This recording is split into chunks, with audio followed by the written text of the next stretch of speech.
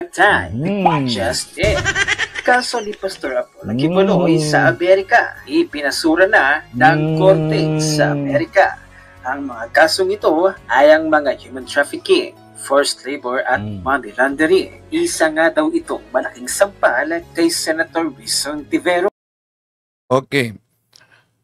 Kumakalat ngayon ang iba't ibang fake news na ganap na daw na basura ang mga kaso sa Estados Unidos ni Pastor Apollo Kibuloy.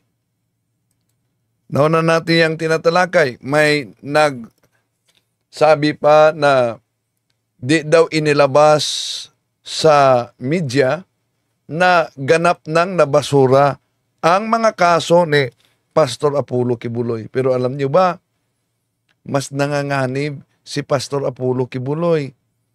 Pag ito ang ulat, Nadidiin lalo ang umano'y appointed son of God na si Pastor Apollo Kibuloy. Kumanta na kasi ang matagal ng administrator ng Kingdom of Jesus Christ, okay? It's payback time. Just it. Kaso ni Pastor Apollo Kibuloy sa Amerika. Ipinasura na ng korte sa Amerika. Ang mga kasong ito ay ang mga human trafficking, forced labor at money laundering. So, nabasura nga ba? Ito, pakinggan natin ang paliwanag nila ni ni Attorney Claire Castro. Tatalakayin muna natin ito, mga kapatid.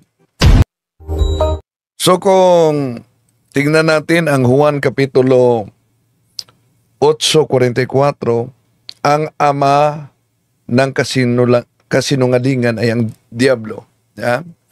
At sa pagkalat ngayon sa mga sikta na tatag lamang ng tao katulad sa siktang tatag ni Pastor Apollo Kibuloy na sa kasalukuyan ngayon ay patong-patong ang kaso na dating spiritual advisor ni dating Pangulong Rodrigo Duterte. So, ikinakalat ngayon ng iba na nabasura na daw yung mga kaso ni Pastor Apollo Kibuloy. Ha? Sabi ni Alberto Realista, balita ko, Sir Windel, nagsaya daw ang KOJC dahil naabsuelto daw ang kaso sa Pilipinas.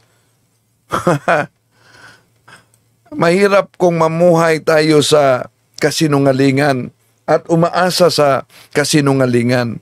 Eto, pakinggan natin sila si Attorney Claire Castro. Nadidiin lalo ang umano'y appointed son of God na si Pastor Apollo Kibuloy. Kumanta na kasi ang matagal ng administrator ng Kingdom of Jesus Christ o KOJC sa California sa Amerika na si Marisa Duenas. Acknowledge natin ang mga pumasok ngayon. Kumusta? Sila si Modeliver, Arbelto Realista, Chado Kun, si kapatid na John Rosales. Hello, Bro Wendell, good evening. Pati sa mga nagsubaybay, ask ko lang po, Bro Wendell, kung ano pong klaseng salt ang pwedeng gamitin maging exercise salt o yung rock salt, kapatid.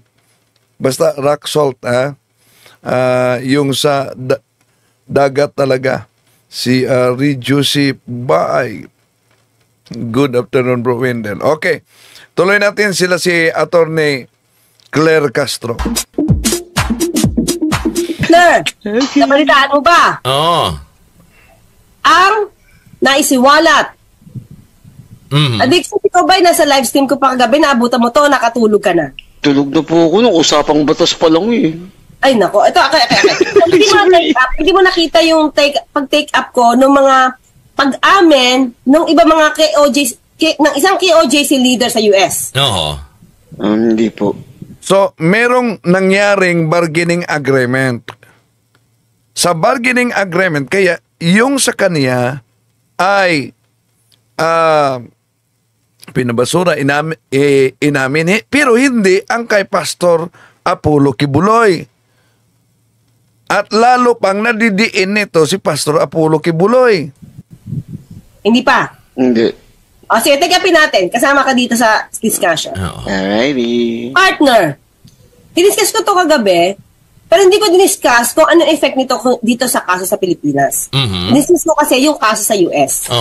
Okay? Kaya yung title ko, may umamin na Kibuloy, lagot na. Parang ganun eh. Ba? Doon kasi sa US, partner, dalawa na kasi ang umaamin. Actually, 3 na eh. 3 na to. Pero syempre, ang malakas ngayon na pag-amin ay yung kay Marisa Duenas. Isa ito sa parte ng KOJC. Imagine mga kapatid, sa balita ng KOJC at sa pahayag nila sa kanilang side ay sa pag-amin ni Marisa Duenas, ito ang officer ni Kibuloy sa Estados Unidos. Ano yung inamin niya? Totoo na nagsagawa sila ng pamimiking kasal doon sa Estados Unidos para maka-stay. At pangalawa, sinabi pa niya, totoo na nagsagawa sila ng pamimiking divorce para muling magkasal na naman at manatili para sa solicitation yon. Okay. Sabi ng side ng KOJC, talagang tunay talaga na alagad sa KOJC si Marisa Duenas. So, yon, klarong-klaro na para lang mapagtakpan yung panganib ni Pastor Apollo Kibuloy. Tuloy natin. Sa US, parang admin to eh. Okay? May unang umamin. Ito malamang nadiktos na dinig mo na to. Di ba, ang unang kaso na nadinig natin na sangkot si Pastor Kibuloy, yung pagdala ng dollars, partner? Yun ang una. So, yun ang dahilan kung sa simula, inamin niya na siya lang ang may-ari, yung unang pinaangkin ni Pastor Apollo Kibuloy. Kaya yun ang dahilan kung bakit nakauwi si Pastor Apollo Kibuloy dito sa Pilipinas. Pero sa takbo ng kaso, abay, nagbago ang ihip ng hangin. Gahapong ikinulong sa Hawaii ang founder ng Kingdom of Jesus Christ na si Apollo Kibuloy matapos matagpuan ng mga otoridad ang undeclared cash sa kanyang private plane na nagkakahalaga ng $350,000. Bukod sa daan-daang libong dolyar, natagpuan din sa private plane ni Kibuloy ang mga parte ng baril. Sa ulat ng Hawaii News Now, isa si Apollo Kibuloy sa 6 na lula ng Cessna Citation Sovereign. Pero bago umalis, sumakay rin sa nasabing plane ng Customs and Border Enforcement agents. At batay sa mga dokumento sa korte, nakita nila ang undeclared cash na lahat ay $100 bills na nakatupi ng maayos at inilagay sa loob ng medyas at saka isinilid sa suitcase. Nakita rin sa loob ng private plane ni Kibuloy ang mga parte na maaring i-assemble na military-style rifles. Isiniwalat din ng isang miyembro na umano ng Waipahu Church na ayaw ipabanggit ang pangalan na nagtungo sa Hawaii si Kibuloy para sa isang concert. Lulan din ang nasabing plane ng nagngangalang Felina Salinas, 47 taong gulang. Yun. Si Salinas ang unang umangkin na sa kanya yung mga pera na mula sa Makakilo. Si Salinas lamang ang tanging US citizen na lulan ng nasabing plane. Inaresto si Salinas matapos aminin na mayroon siyang bahagi sa undeclared cash na natagpuan. Sa ilalim ng federal law, ang sino man na may dalang mahigit sa $10,000 sa labas ng bansa ay kinakailangang ideklara ito. Batay sa complaint, $40,000 lamang ang idineklara ni Salinas at hindi ang buong $350,000 na narecover. Sinampahan ng attempted bulk cash smuggling si Salinas. Si Salinas ay isang loyal supporter ni Kibuloy. Ayon kay Salinas, kukuha siya ng kanyang sariling abogado. Pansamantala rin siyang pinalaya matapos magpiyansa ng $25,000. Ang private plane naman ni Kibuloy ay nagkakahalaga ng $15 million at nananatili sa Hawaii. Inaayos na ng federal government para ito ay kumpiskahin. Sumakay na lamang si Kibuloy ng commercial flight pabalik ng Pilipinas. Yung bulk cash smuggling, yun yung unang-unang news. Diba? Nahuli sa plane, sa jet plane. At ang pinalabas din nila, diyan, not guilty si Pastor Apollo Kibuloy sa naturang kaso. Kaya nga, nakauwi. Natural, nakauwi siya dahil inaangkin ni Salinas ang naturang mga kaso o kaso niya. Si Jeff. Apa. Pero may umako. Natanda namin at Yes. Apa. Elina Salinas. Inako yon. Kaya pagbalik dito sa Pilipinas, di ba, ang laking ano nun, news sa atin eh. Naku, ganun pala si Pastor, ganun pala. So, maliban sa pera, may dala pang mga parts ng rifle. So, may ang umako, yung Felina Salinas, na sinasabi ni Arlene Stone na BUGAW. Okay? So, kumaga, ito yung pagdadaanan, sila yung nagtetest kung papasa yung pastorals papunta kay Pastor Kibuloy. Isa to si Felina Salinas. So, at the time na nahuli ito sa Hawaii, na magdadala ng malaking ng dolyar palabas ng Hawaii papuntang Pilipinas, so nahuli sila, mukhang may nagtimbre. Nahuli sila, so inako lahat ni Felina Salinas. Okay? So, since umako si Felina Salinas, lumalabas, si Pastor Kibuloy, wala ng kaso, di ba? Kaya nga nakabalik na Pilipinas. Insulated na. Diba? After that, naibalik din yung jet. Remember? Okay, so nabalik. So, ang labas ngayon ng news dito, walang kasalanan si Pastor Kibuloy because ang totoong may kasalanan yung tao niya. And this will end all speculations that he was facing a charge in the USA, that he was detained, that he was deported. Let me repeat, he was not charged, he was not detained, he was not deported. And if there was any miscommunication at all, I think you already have a copy of the court records, right? I think ABS-CBN was able to get it. And if you will study the court records, the name of Pastor Apollo Kibuloy does not appear there. There were no gun parts that were stated there. His plane was not sequestered, nor was it impounded. The fact was, there was a technical defect in the plane, and Pastor Apollo Kibuloy was in a hurry. Yan na ang palusot ng kanyang abogado, si Torion. To comply with his commitments here in the country, specifically his series of prayer rallies. The first rally being here in Antipolo, in Inares Stadium. That is why he decided to take a commercial plane. So any controversy as to why he took a commercial plane, please, we would like to remind everyone that Pastor Apollo Kibuloy is a private citizen. Salinas. Kasi yun ang umako lahat. Inako lahat. Okay? Naging fall guy. Fall guy.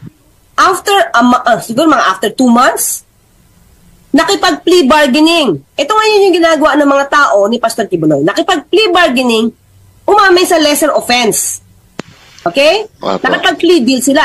Kasi otherwise, kapag hindi nanatili siyang umamin na yung pera ay kanya, ang laki ng penalty, mahaba ang pagkakakulong, and at the same time, mafu-forfeit yung properties niya sa US. After almost 2 years of going to trial for bulk cash smuggling charges and being an accessory to a crime, Felina Salinas, the Hawaii manager of the Kingdom of Jesus Christ Church, has entered a plea deal with prosecutors, pleading guilty to a lesser charge of making a false statement. In February 2018, Salinas and Pastor Kibuloy were boarding a private jet on Oahu, ready to depart for the Philippines, when Customs and Border Enforcement agents boarded it and found $350,000 in cash, all in $100 bills stuffed inside socks in a suitcase. Salinas, who was the only U.S. citizen on the plane, was arrested after claiming the cash was hers in an effort to protect Kibuloy. But after a thorough investigation, it was revealed that the suitcase belonged to Kibuloy, and he told his driver not to put it on the plane. Under the plea deal, Salinas admitted to lying about owning the cash. And the false statement was that the black suitcase was hers. So ang ginawa ng abogado niya, si Attorney Grit, umamin si Felina Salinas na yung pera, amin ako sa aking false testimony ko, sa false statement ko. So, ibig sabihin, di ba, parang hindi siya nagsabi ng totoo. So, yung subject matter ng false statement na yon ay inako niya na yung pera ay sa kanya. Yung suitcase ay sa kanya. At upon investigation, partner, lumabas na yung suitcase ay hindi kay Felina Salinas, kundi kay Pastor Kibuloy. At umamin lang siya to protect him. May pag-amin, ha? May pag-amin na doon sa Hawaii. Pagdating ng news dito sa Pilipinas, ang dating is, it's a great victory. Kamukha nung ginagawa rin ngayon. Yan. Okay? Great victory ayan, din. Great victory for Felina Salinas kasi 30 days lang makukulong. Pero hindi nila binanggit ano yung inamin. Oo. Ha? Ano yung dahilan kung bakit bumaba na to? Bumaba yung sentensya ng kanyang kaso? Nag-30 days lang yun because dinamin niyang hindi kanya yung pera. Kaya bumalik yung kaso na bulk cash smuggling against Pastor Kibuloy. So makikita niyo ito sa FBI, most wanted, mukha niya, tapos may kaso doon sa ilalim, bulk cash smuggling. So yun. Pero ang balita dito, lumalabas, wala siyang kasalanan, di ba? Tapos nang palakpakan sila, celebration daw for Felina Salinas because of 30 days lang ang penalty. Okay, diba? So wala daw yung cash smuggling kasi false statement lang. Yon ang pinalabas dito sa Pilipinas na news. Now, nung nahuli yung Maria De Leon, nag-plea bargaining din to. Umamin din siya na isa siya sa kasabwat. 73 years old na to. Siya may 73. Basta, party siya ng documentation sa US. Yun yung trabaho niya. At umamin siya, partner, plea bargaining din, totoo na siya nakipag-conspire, may conspiracy, para ba doktor, yung mga marriage certificate, yung fake visa, para yung mga tao, KOJC workers, ay madala papuntang US, at kapag sila ay may kunwaring kasal or student visa, mananatili sila sa US. Tuloy-tuloy ang pagsulisit nila at pagbebenta ng kung ano-ano. So yun yung naging trabaho nila doon. Okay. Umamin na yung Maria De Leon. Ang pangatlong umamin, itong latest, Marisa Duenas. Nadidiin lalo ang umano'y appointed son of God na si Pastor Apollo Kibuloy. Kumanta na kasi ang matagal ng administrator ng Kingdom of Jesus Christ o KOJC sa California sa Amerika na si Marisa Duenas. Naghain siya ng guilty plea at pumirma ng kasunduan sa United States Attorney's Office para mapagaan ang kanyang parusa sa kasong conspiracy to commit immigration fraud. Pasabog ang kanyang mga revelasyon tungkol sa pamimeke nila ng kasal na mga miyembro ng KOJC noong 2015 hanggang 2020 para manatili sa Amerika. Sa 16 na pahina ng kasunduan, isiniwalat ni Duenas ang modus ng religious group ni Kibuloy. Ganito raw yan, kunwaring ikakasal ang dalawang KOJC member, isang US citizen at isang hindi. Ang goal ay maging permanent resident, yung hindi pa citizen ng Amerika. Ang trabaho ni Duenas, palabasing totoo ang kasal. Pinapractice niya ang dalawang kunwaring mag-asawa para makalusot sa mga tanong ng immigration at makapasa sa citizenship. Kapag pareho ng permanent resident ang peking mag-asawa, sunod naman ay peke nilang divorce. Pagkatapos maghiwalay, ipapaasawa ulit sila sa iba pang miyembro ng KOJC. Yun, at ang balita, ang inilabas nila dahil sa bargaining agreement nito ay napatunayan daw na mabuting alagad sa KOJC. No, ito si Salinas. Paano magiging mabuting alagad kung inamin niya namimiki sa kasal, namimiki sa divorce para maka-stay doon? Di ba yung pamimiki ay sa demonyo yon? Tuloy natin. Well, kung iba ang kanilang ama, di malaking posibilidad na mabuting alagad. Okay. Na hindi pa US citizen.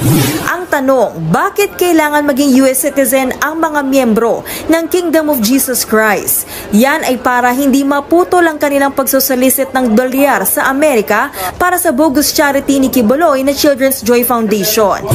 Ayon naman sa Department of Justice, maaaring gamitin ng ating prosecutor ang plea agreement ni Duenas para mapatibay ang kaso laban kay Kibuloy. Mga kasong conspiracy to engage in sex trafficking by force, fraud and coercion, and sex trafficking of children at bulk cash smuggling ang hinaharap ni Kibuloy sa Amerika. The same. So, umamin ka na may conspiracy. Lahat ng mga dokumento doon, dinodoktor nila. Umamin siya doon. So ngayon, ang balita na naman dito, Yay! Absuelto si Pastor Kibuloy. Welcome development para sa legal counsel ni Pastor Apollo C. Kibuloy ang pagkakabasura ng korte sa Amerika sa mga mabibigat na kaso ng KOJC leader na si Marisa Dueñas. Nagbubunyi hindi lamang ang KOJC kundi maging ang mga netizen kasunod ng pagbasura ng korte sa Amerika sa mga kasong human trafficking, forced labor at money laundering laban sa KOJC leader na si Marisa Dueñas. Ayon sa mga netizen, magandang balita ito para sa simbahan at maging kay Pastor Apollo na anilay walang kasalanan dahil imbento ang mga akusasyong ibinabat. Ay, nako. Mas lalong nadidiin na. Pinalitaw pa nila na walang kasalanan na si Kibuloy. Okay, tuloy natin. Sa kanya. Maging ang legal counsel ni Pastor Apollo dito sa Pilipinas na si Atty. Israelito Torion, sinabi na ang pagkakadismiss ng mga mabibigat na kaso laban sa KOJC leader ay malaki ang bentahe para sa mga kaso ng kanyang kliyente sa Amerika. No. So, Kasi parang hindi naman pwede sa bumabaliktad, partner. O, tama ba? Bumabaliktad sila doon sa unang statement nila. Bumabaliktad sila in a way kasi sinasabi nila na totoo yung bintang. Oo. Ang nangyayari ngayon, siya ay nag-plead guilty sa lesser offense na false statement. Sa violation ng immigration laws. Hindi, ang nangyayari, ang dating sa akin, yung tungkol sa human trafficking, yung mas matataas na crime, hindi na sila ililitis kasi umamin sila dito sa mas mababa. Oo, totoo yan. Ako yung nagdodokumento. Pero hindi ako dapat yung kasuhan na nagpapadala ng tao. Pero yung dokumento, guilty ako dyan. Paano naman? Ang problema is, itong dokumentong ito, na mga fake, yun yung dahilan para yung mga tao ay makapag-travel. At makapag-stay sa US. Okay? So, maliban sa tatlo, wala pang ibang umaamin kasi yung iba wala doon. Yung iba wala sa US. Okay? So, ang tanong dito, ang lumabas ngayong balita dito, yay! Absuelto ang KOJC leader. Without mentioning sinong KOJC leader. When we talk about KOJC leader, Marisa Dueñas is also a KOJC leader. So siya, maaaring absuelto siya sa ibang mga kaso kasi umamin siya sa ibang kaso. Siya yun.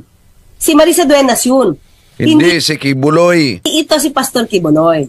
Ayun. Ang lumalabas kasi na kwento ngayon dito, di ba? Na ito si Pastor Kibuloy absuelto na dahil sa pag-amin nun. Hindi inamin nga niya yung conspiracy So paano ma-absuelto si Pastor Kibuloy? Di ba? So parang, pero, partner, saan nila pinapalabas itong ganitong klaseng impormasyon na absuelto si Pastor dito sa Pilipinas o doon sa US yung kaso? Sa Pilipinas, partner. Oo. Pilipinas. Iba yun. Iba yung niya sa US, iba yung dito sa Pilipinas. Pero hindi yun hindi parte yun ng mainstream na alam natin pa. Dati silang mainstream pero ngayon hindi na. Okay? So, yun ang lumalabas na para bang, dapat nang iboto si Kibuloy kasi absuelto na. Hindi, kasi ang absuelto, doon sa malalaking kaso, yung Marisa Dueñas, dahil nga, umokay siya doon sa mas maliit na kaso. At hindi si Kibuloy doon, kahit doon sa Amerika. Kung hindi yung... Hindi pa naman napupunta si Kibuloy sa US, paano siya ma-absuelto? Ang inamin is conspiracy with KOJC leaders, and that include Pastor Kibuloy.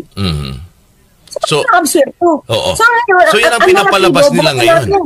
Yan ang pinapalabas nila ngayon dito. Sa iboto natin kasi absuelto si Pastor Kibuloy. But in fact, basahin nila muna lahat. Ngayon may nag-react na naman. Alam nyo siguro sa balita mga kapatid, yung partido na dinadala ni Pastor Apollo Kibuloy nag-react dahil hindi daw umano kaanib nila si Pastor Apollo Kibuloy. Bakit dinadala yung kanilang partido? Ano ba yan? Mahilig talaga mag-self-appointed itong si Pastor Apollo Kibuloy, lalo na sa partido. Yan. At hindi lang yan. Di po ba? Bakit pag Son of God, pwedeng i-appoint niya sa kanyang sarili, magiging appointed Son of God? Ba't din na lang siya mag-appointed senador? sa kanyang sarili. Tuloy natin. Kasi it's alam mo, ang daming nag-text sa akin, nag-comment sa akin, paki-explain. Sabi ko, hindi ganun yun. Hindi ganun. Can be, di ba? Ang statement is parang absuelto, plea bargaining versus KOJC leader. Teka lang, sino muna yung KOJC leader na yun? Yung pinapalabas na news. Hindi. Di ba? Kasi kung absuelto yan, yung mainstream, news na yan. Guilty, not guilty si Pastor Kibuloy sa US, hindi yun eh. Umamin nga eh. Amen, tapos biglang maba-absuelto yung tinuturo. Labo yun. Tama. Diba? Now, ano yung effect? Ito yung hindi ko na-discuss kagabi. Kasi tinanong ngayon dito, kung may effect ba? Correct. Pag-amen ng mga KOJC, mga ibang KOJC members doon. Sa mga kaso niya rito. Hindi na po, 3 na. Pero kasi dininay nila na member si Maria de Leon. Even if hindi yung member. Pero nakipag-conspire ito sa inyo eh. Hindi siya KOJC member, yes. Pero siya yung gumagawa ng mga dokumento niya tamemeke at inamin ito. Diba? So, anong effect nito sa Pilipinas, partner? Actually, yung case doon, iba. Iba yung case dito. Ano lang yung effect? Siyempre, ang effect sa atin lang mga kayubi. Ang effects nito sa atin is may pattern. Diba? Pero hindi magagamit yung pattern sa US para dito kasi we have different cases here na final against Pastor Kibuloy. Okay. So they have to prove those facts dito sa Pilipinas. It might, the admissions committed there or made there ng other KOJC members or KOJC leaders, it can be used here. Correct. Hindi yan magagamit. Kasi wala siyang effect. Ang krimen nangyari doon sa Amerika. Doon ginawa. Hindi rito. Saka ang namin naman doon, immigration, violation ng immigration law sa US eh. Pero syempre sa atin na nag-a-analyze, makikita natin yung pattern. Kasi syempre, we do not have naman the right to judge Pastor Kibuloy. Pero, nangyayari. Yung dinidinay nilang ginawa sa US, nangyayari. Diba? Kasi umamin, 3 na yung umamin eh. 3 na. So it means, nangyayari siya at posibilidad na totoo itong ginagawa ni Pastor Kibuloy. Okay. So, iyon ang paliwanag ni Attorney Claire Castro, mga kapatid. So, kaugnay sa mga pagbubunye nila na nawala daw, na-dismiss daw yung mga kaso ni Pastor Apollo Kibuloy. Okay. Sa pagkakataong ito, pasok na tayo sa punto por punto. Malapit na sila matapos. Galing kami sa Lanao del Norte kasi daan sa Panggil Beverage. Okay. Pasok tayo. Nandito si Father Bobby.